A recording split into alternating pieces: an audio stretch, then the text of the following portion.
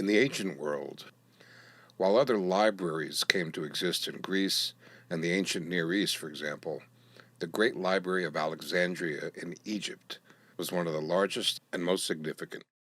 The library is estimated at its height to have housed as many as 400,000 papyrus scrolls.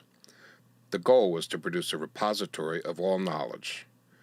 Within the next 500 years or so, and through cultural, political, and religious strife, the entire library was completely destroyed by around 272 ACE. What knowledge was abandoned or lost from that library? How many years could it have taken to regain the momentum of progress the library might have afforded? Could it have changed the progression of history in any significant way?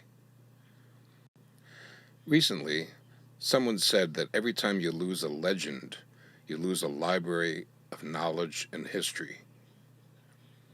Because of the pandemic, over just the past year, we have lost so many of our loved ones, family, friends, fellow citizens, but also way too many of our heroes in the jazz world. Many of them close friends and colleagues, some of whom we have presented at our own Jazz Arts Project events in the past, and so many others that we only know from their music. As it happens, more than 100 years ago, another deadly virus struck the jazz community: the 1918 influenza pandemic. It tore through the United States, and cities like New Orleans bore the brunt of the numbers of cases and deaths. By some miracle, a particular 17-year-old young man survived, by the name of Louis Armstrong, a young man who would become one of the most legendary musicians in the world and one of the most influential jazz musicians of all time.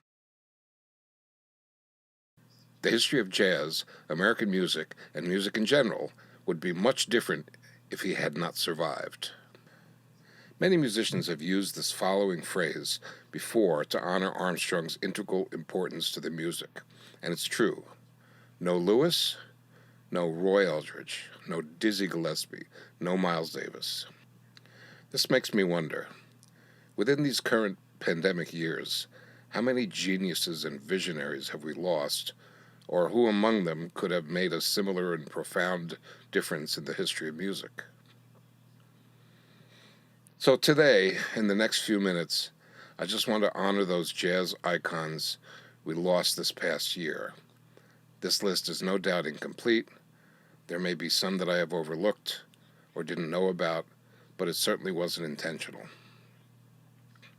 All I know is that the great big band in the sky is getting way too big, way too soon. I've listed the names in alphabetical order, and while we pay tribute, we listen to Duke Ellington's Come Sunday, played by one of today's masters of the art form, alto saxophonist Bruce Williams.